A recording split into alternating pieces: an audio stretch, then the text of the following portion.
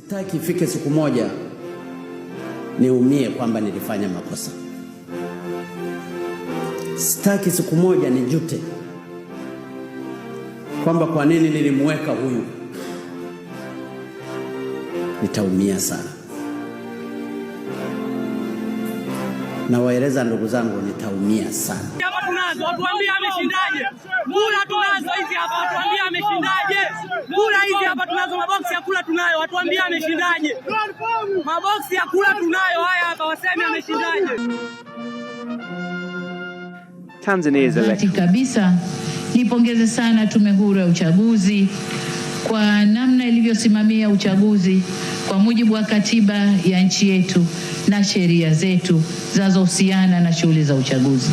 Wameweza kusimamia uchaguzi kwa uhuru, uwazi na haki. Good morning, good evening, good afternoon guys.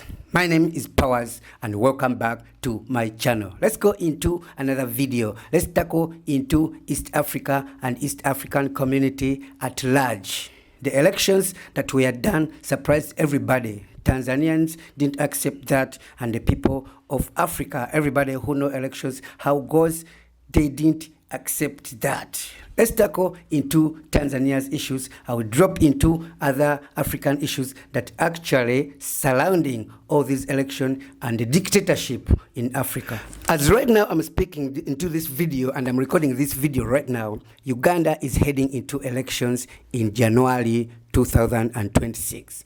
After that, Kenya is also going to elections in the same year. So right now what's going on in Uganda is campaigning for presidential candidates, MP candidates, like how it happens in Tanzania. But what happened in Tanzania triggered and opened eyes for the world to know that the circle of East African community has a thing that is hidden. You guys, you don't know, that I'm going to open for you. After the death of President Magufuli, Tanzania welcomed a new female president, the first East African female president, the president that gave hope to people, that president that promised to move Tanzania on the pace and the development that Magufuli was actually doing, which wasn't actually the case. Her plan was actually different.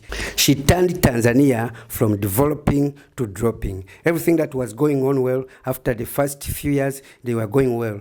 Later, they started to decline. The people of Tanzania saw that. The economy of Tanzania started dropping. And the youth of Tanzania saw, and they're like, yo, we can't take this all for granted. Tundu is the biggest and has the largest number of people among the opposition leaders in Tanzania. But this guy is been fighting with this Chama cha Mapinduzi party for a long time. And the last time he was in Tanzania, he got beaten up, he got arrested, and everything went south. He went to abroad and get medical assistance. After the 3 years, he came back strong and focused to change Tanzania. But this time, he wasn't given a chance. He was arrested and is charged for treason. His name never appeared on the ballot paper. Another opposition leader who was actually strong was actually banned to attend the contest of the presidential candidate. The other leaders, the oppositions, they are just small. Nobody care about them. Something that went worse was total population of Tanzania is 75 million people.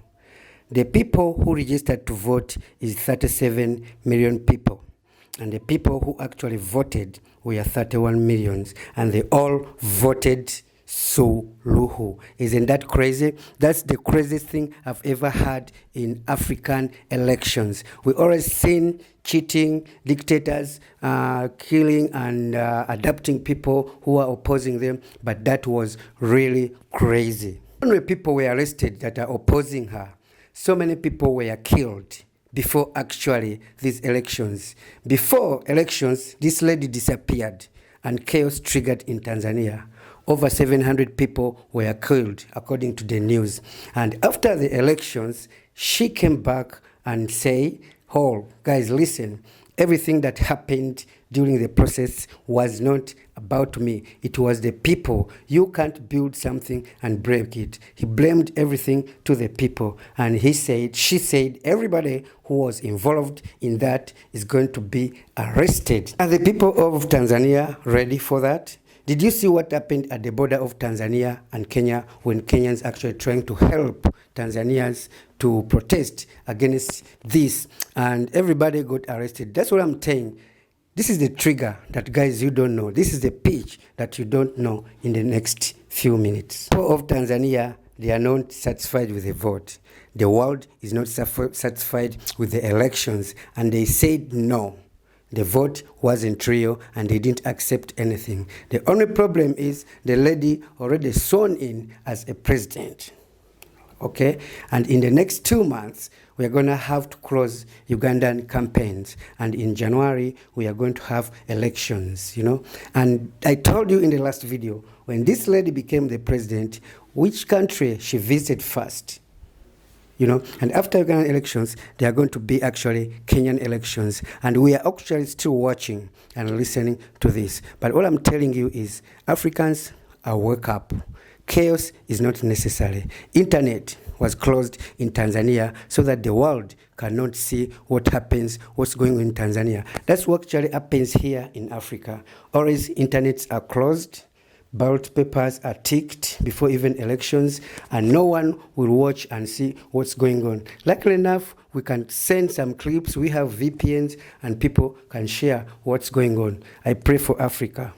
Africa is brimming internally, and people are actually started to wake up. We are like being ruled by our own people. We are still enslaved by greedy presidents who don't want to leave power because democracy isn't working right now. If you ever want to visit Africa, Tanzania is one of the most beautiful countries you'll ever visit because it is so beautiful. It has the coast. It has the very beautiful scenery. Tourism is actually cool there. But at this moment, you can't say, can I go to Tanzania? Because you are not safe. You don't know what will happen next. People were arrested along this chaos, and even the people who trying to cross Kenya to Tanzania, they get arrested. I don't know what happens in Ugandan border and Tanzania, but still might be the same thing. Pray for us, pray for all. Vote well, vote the people you want. Please, those who want to stay in power forever, it won't stay forever. It's just a minute of time. Subscribe to my channel and wait for the next video. My name is Powers, and from Instagram, Powers Uptown, TikTok, Afro Nation, Facebook, Afro Nation. Peace.